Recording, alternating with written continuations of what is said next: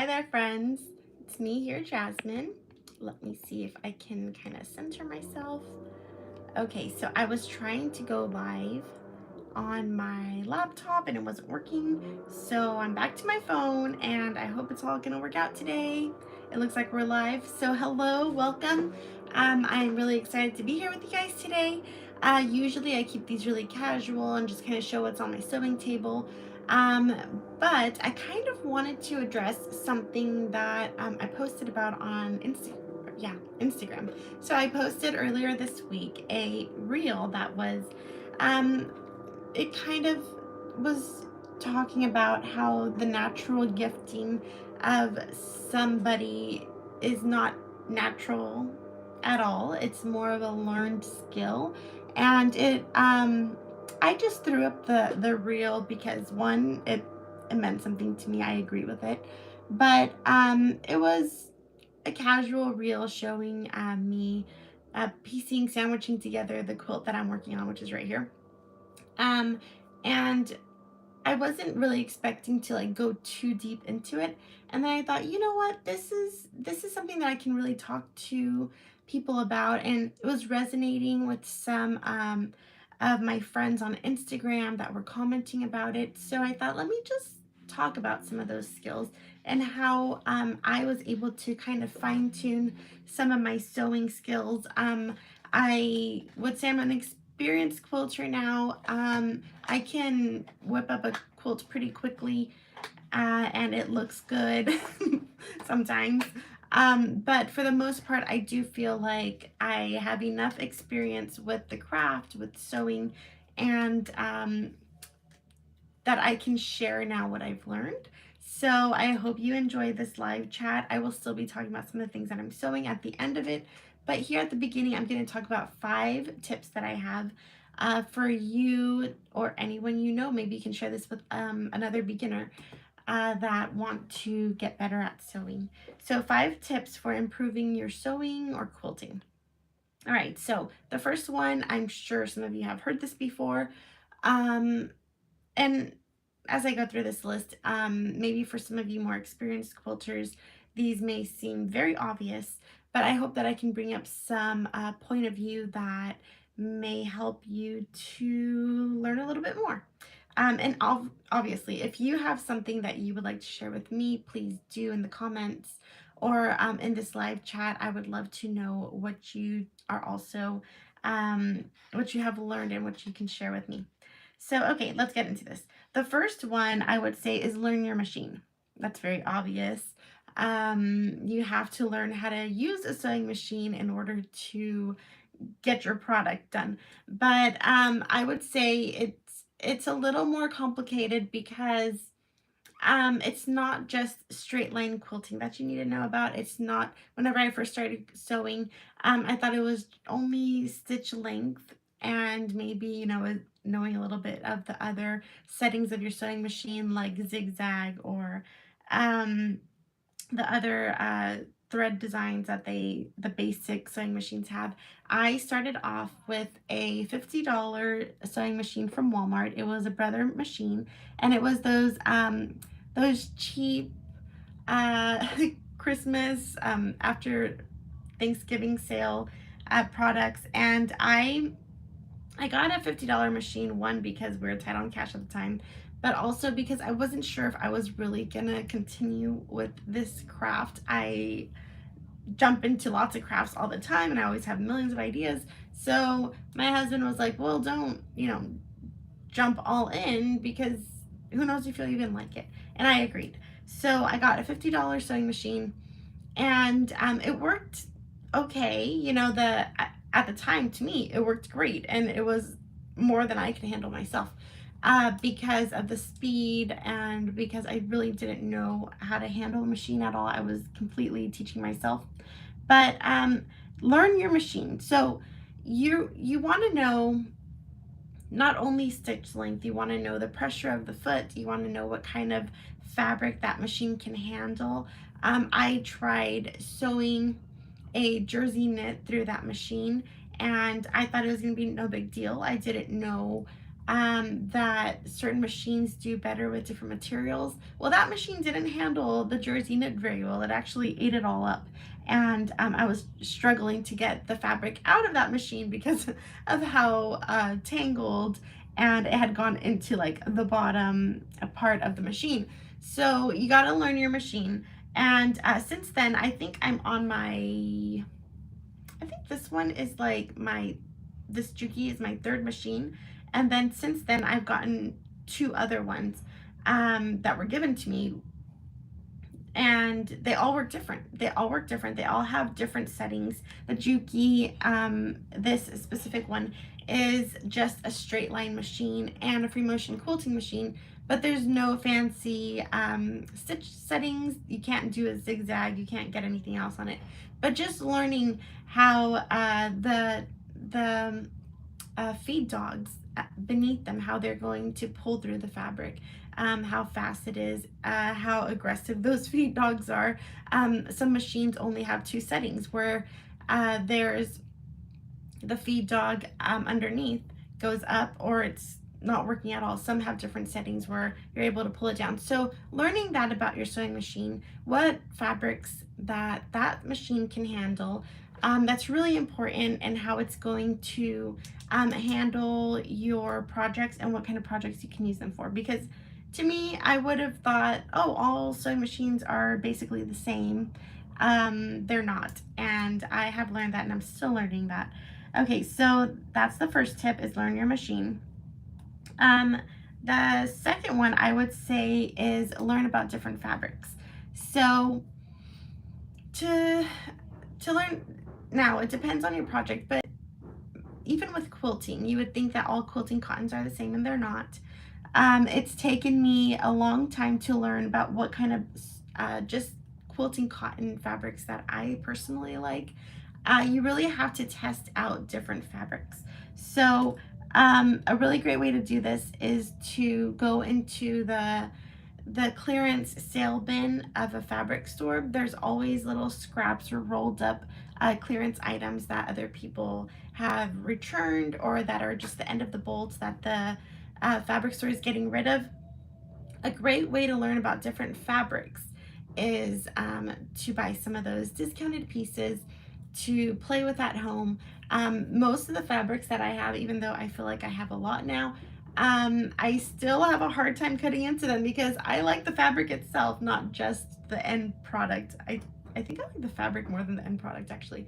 But anyway, so it's really hard for me to cut into my fabric just to play with it and to test things out on it. So getting some different types of materials, some different types of cottons or silks or jerseys or whatever you're going to get. Learning fabric is really important to improve your sewing skills, because you need to know the weight of it. You need to know how soft it is, how your machine is going to handle that fabric, also how that fabric is going to press, how it's going to react to water. There's a lot of quilting cottons that I love, and they're just so cute, but whenever I go to steam or to use best press on them, they just shrink right up, or the colors will fade. And it's really important to know not just the weight of a fabric, but how it's going to react to water. So learning what different types of fabric manufacturers, what kind of materials they use, it's good to test those out. And I would even say, if possible, this is hard for me because I like the prints, if possible, find a company that you like the fabrics of, and learn how they move, how they well, obviously how they sew up, how they react to water, but also how they're going to move with your end product. Because different let's say I'm drawing a blank now. I'm getting distracted with something. So whenever I go into a fabric store, I am one of those people that likes to touch every single print as I'm walking by it. And sometimes it's just, I just do it out of habit, but most of the time I want to feel what type of materials they are. So I'll go through the silks, I'll go through the satins, I'll go through the chiffons, just to feel the different materials. And it's nice to feel how they stretch, the weight of them, how they feel, if they're going to feel good on your body, or just to look at, or upholstery, whatever it is. It's good to learn the fabrics, and also to mainly to see what they're capable of. I feel like I've gotten um, enough knowledge about fabric now that I can look at a picture and tell you what type of cotton or what type of material that is, just by pictures, just by seeing how the fabric picks up on the light, and how the sheen is, or the texture, and to know if something's going to work for me and my projects or not. And I still am learning a lot about fabric, but I think it's important to know, and how it's going to lay in your projects. So with quilting, I've noticed that it's the heavier the material, the easier it is to work with, you generally, with cottons especially. But the feel of the lighter cottons, that's what feels best. So if you're going to make a blanket, it's a little bit more difficult to work with the lighter cotton, but it feels so much better with the end result. So you're gonna have to play with different fabrics created by different companies. An example: there's a company that I bought quilting cotton from, and the way that it's printed, and however they manufacture it, it is so stiff. And I actually like sewing with that stiffer fabric more than other products. But whenever I wash it, whenever I'm using it, because of the way they print it, the colors just run, or the colors will fade very easily, and then that stiffness goes away, and I'm just left with kind of a faded quilt at the end, which is unfortunate. Just this past week, I was sewing with a very beloved fabric company's material, and I forgot that every time I use this specific one, it shrinks up as I'm pressing. So I like to drench some of my fabric sometimes, and it was mixed in with other cottons. So I had some Riley Blake, I had some Moda, I had some Art Gallery fabrics. I had I think that was the three that I was using, and one of them started to shrink up, and I forgot that one tends to do that. So it misshaped my materials, and I was kind of bummed because I had measured my block exactly the size that it needed to be. So you got to learn that about fabric and the different companies that provide the fabric, just so that you can pick one that you like. Even though the other prints are cuter, or draw my attention, I do have to remember that this specific company always has a good product, and their fabrics don't fade, their fabrics don't shrink or shift as I'm sewing. So that's really helpful. So that was tip number 2, is learn fabric and different fabric companies. Number 3, it would be try something new, even if you don't plan to, even if you don't even like the project, try something new. A lot of times, I think especially with social media, we feel like we have to make something and it has to be really, really good, and that we have to show pictures of it and share it with people. And if it's not good, people aren't going to like it, or we're not going to be considered a good quilter.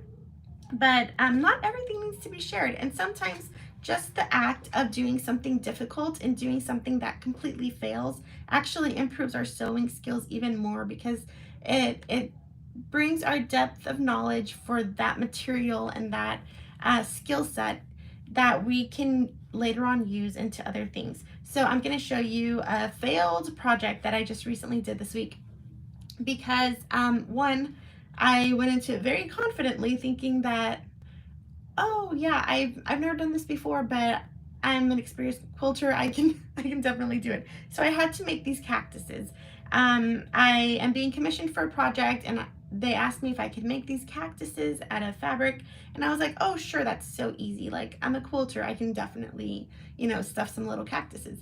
I didn't see any patterns online, so I was gonna have to create my own. And as I'm working with the fabric, even though I am very familiar with these specific quilting cottons, I made a mess and my project came out horrible. So here's an example. So I was gonna make this like one of those short little round cactuses and then add a little flower on top. And I just grabbed some scrap fabric. I didn't want to use something that, or I didn't want to use the material that I've been commissioned to use. So I made this. Sorry, the light is kind of shifting, but I made this little cactus and I thought, well, this is kind of okay. It's kind of getting me to the desired effect of it being like short and round and, you know, chubby little cactus. And then I showed my husband and I was like, does this remind you of a cactus? And he's like, absolutely not. That's ugly. Don't use that.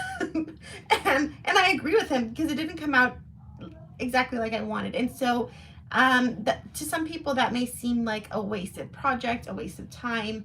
I don't see it that way. I think I learned a lot about what my skills are, the way that this fabric shifts, the way it stretches, and what I need to do to manipulate the shape of it. So even though it may seem like, oh, I don't want to try something new or difficult or a skill that I've never made before, done before, it's very enlightening and it will deepen your knowledge of sewing. Here's another failed attempt. I thought, well, maybe this one will be a little bit taller. It's not cute. It's not nice.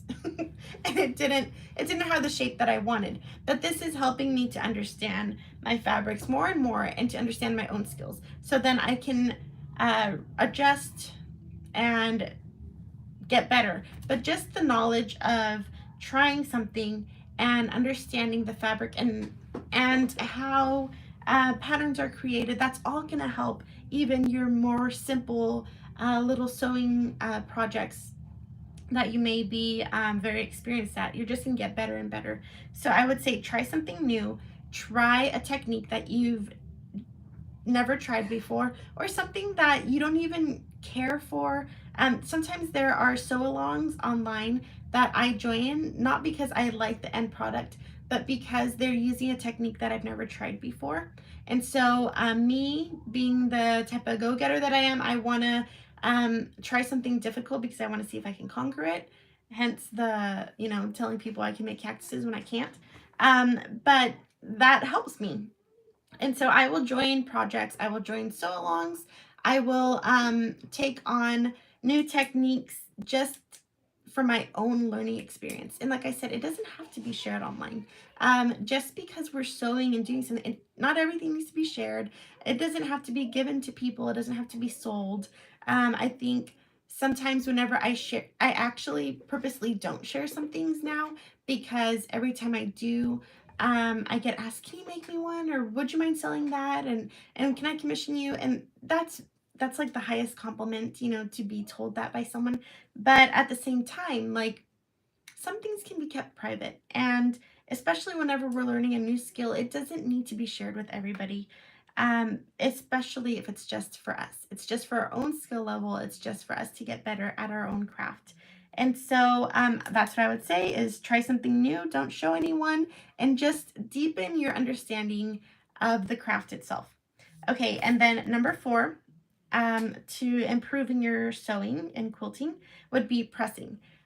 So to me, pressing is very important. I think that one project that's done without pressing can be very amateur looking and you can use the same exact skills, materials, sewing machine on an exact replica of that and press it and it'll look so clean and pristine. So pressing is very important. Also, you get to learn even more about the movement of that fabric through pressing. So the amount of heat you need, the material or the type of liquid that you need to press it. Usually I'm just using water, but Best Press works really great too. Um, I don't like having extra smells on my fabric. That's why I don't use Best Press. But I think the product itself really helps to get those crisp seams and presses. But pressing your fabric can completely change a project. And again, you got to be really careful because some of those fabrics will shrink or shift, and that's just along for the ride. That's part of the project making. So pressing definitely changes your quilting. And then last one, I would say there's not much else to say about pressing. It's kind of like basic. I guess I guess I could go into more, but I haven't thought about it. Okay, the last one would be join a club or a sew along. So, um, a few years ago, whenever I just started jumping online into the whole Instagram world, I was so overwhelmed by the amount of other quilters there were, and how there were quilt-alongs, there were quilting bees, there were swaps going on, there was meetups and retreats, and I was like, whoa, I didn't know any of this happened. And it was very overwhelming to me, and I thought, I am not as experienced as some of these people to be jumping into swaps and to do anything that they're involved in, because I was still learning myself. But I pushed myself into joining some sew alongs, and there are plenty of free sew alongs, especially with the fabric manufacturers and pattern manufacturers. They want people to get comfortable with their brand, so they're putting out free sew alongs all the time. I would say join a club or one of those sew alongs, not even to do anything but learn from other people, to see how they're sewing, and to get those free tips and that free direction that they're willing to give, because that's going to help you a lot. I'm kind of a self-motivated person. I want to learn how to do something without using patterns, without using directions, and while that's helpful with quilting, you can learn so much more if you're just willing to pick up a pattern or a free sew along directory.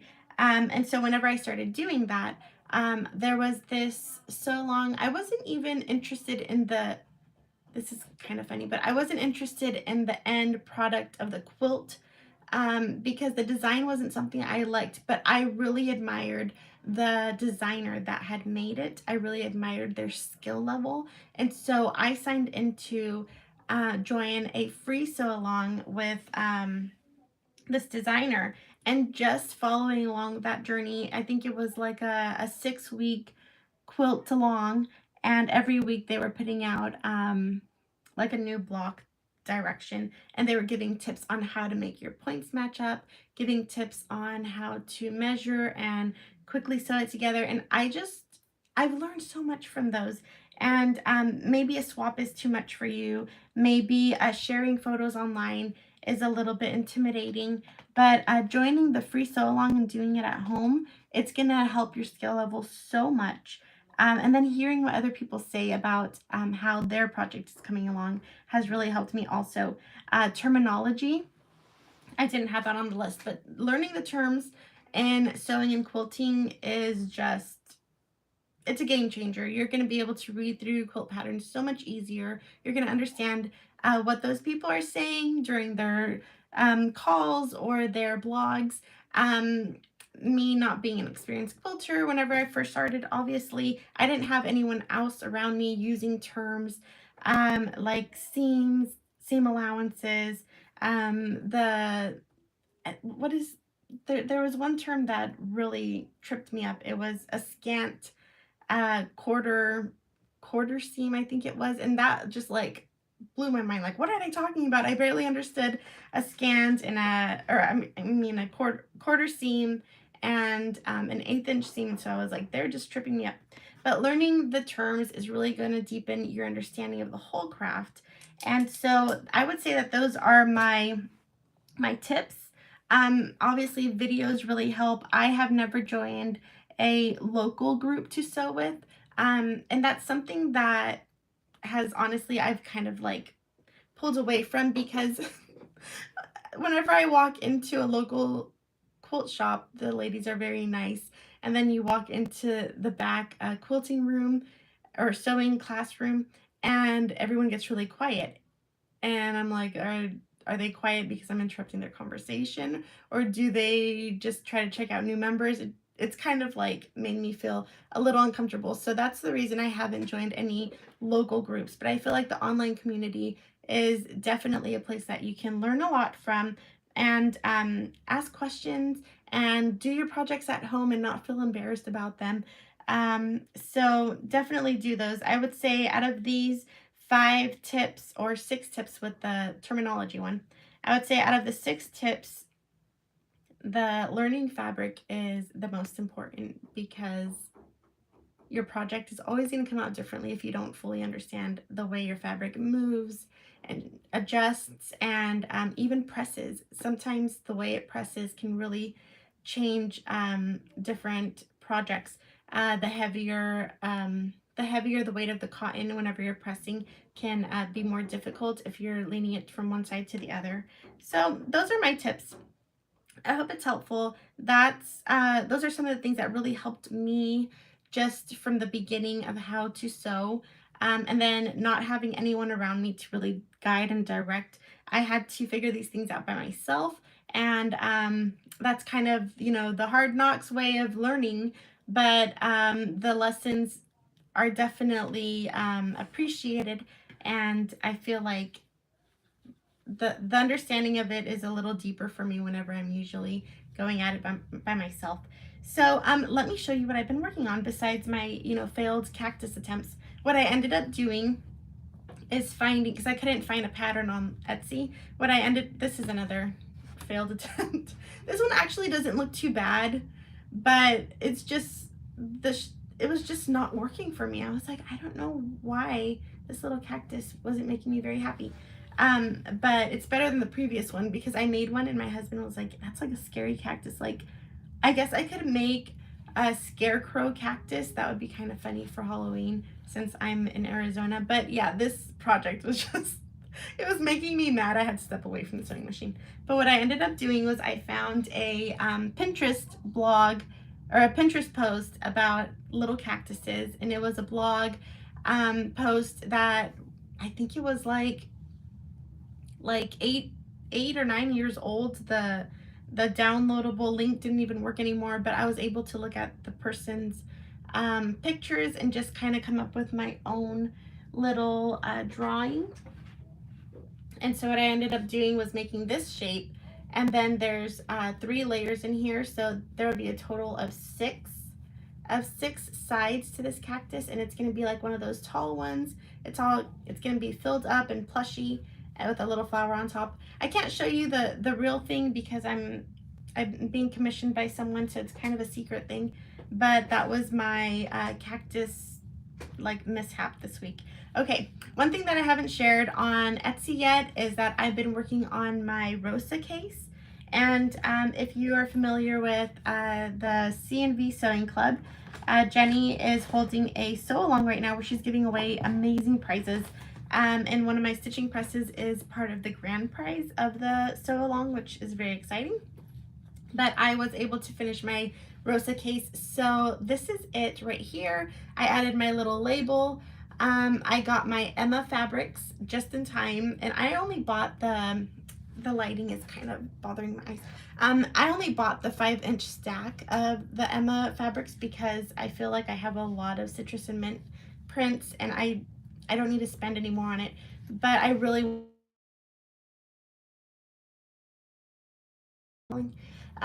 so I finished this Rosa case, and it's really cute inside. If you can see that with the lighting all funky right now, the blinds need to be changed. So the Rosa case has this large pocket, and then I added this vinyl one right here. And then there's a little zipper one, and I made the smallest size that comes along with the Rosa case because I want to fit this inside of my little carry-all sewing case that I take everywhere with me. And sometimes my scissors and everything are kind of sliding around the box. So I think this little Rosa case is going to be perfect for that. And I got to add some Moda fabrics here, and there's this print right here. Sorry, the lighting's so bad, but you get the picture. It came out really cute, and I didn't know it was going to be so small because I didn't read through the pattern completely at the beginning, which I never do. I'm just like so bad at that. But I'm really impatient. Like, I just want to get the project done. So this is my tiny little Rosa sew along case. And the sew along is still going on right now, so jump on in, even if you don't plan to enter the giveaways just to get that skill level in. This is the first time that I have added a little zip up pouch inside of a case. And so I thought, oh, that's a really cool technique. I want to learn how to do that. And that's like my main reason for wanting to stitch this up right away, is because I wanted to just know how Jenny did it and how she recommends sewing this together. So I'm still learning. I hope that these tips are helpful for you to not be as scared as I was whenever I first started sewing. And just a little reminder that, hey, every machine we sew on, we need to learn more about. Just recently, I found out that the foot of the sewing machine can actually be changed as far as pressure goes, and that would have helped me a long time ago whenever I was trying to quilt layers in my brother machine that wasn't very strong, or I was trying to sew also a denim skirt. I was trying to teach this girl how to sew denim. Well, I was trying to teach her how to sew, and she brought denim over, and I was like, oh, denim, my machine wasn't very strong. Well, I looked like a complete joke trying to teach her how to sew because my machine was eating the denim and it just couldn't handle the layers. And I think if I would have just adjusted the pressure of the foot, that would have really helped me to at least finish the project. But you know, you live and you learn. So anyway, it was really nice being here with you guys this week. I will continue to do these lives because I think they're fun and casual, and then I don't have to edit any videos. So if there's a topic that you would like for me to talk about next week, let me know. I am releasing a new quilt pattern soon, so it'll be my first quilt pattern. It's called the Pyramid Stack quilt, and I am really excited. So I will be announcing the release date for that soon. And I will see you over on Instagram if you follow me there at Linen Bouquet. My blog is linenbouquet.wordpress.com. And of course, there's my Etsy, which is Linen Bouquet, all one word. And thanks for joining me today. So have a nice day. I'll see you later.